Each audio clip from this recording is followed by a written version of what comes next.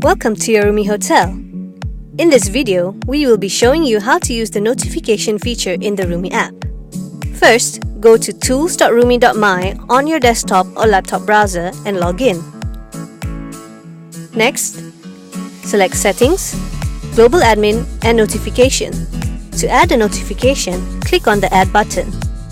Type in the notification name and type in a short description. To tie the notification to an existing module, click on Related Item, select Module and select the submodule. You can also upload a photo here. Once you're done, click on the check mark here to save and send the notification to your hotel guests. This is how the notification will look on your lock screen and on the home screen. It's that easy to push notifications to your guests. ROOMIE, your hotel buddy.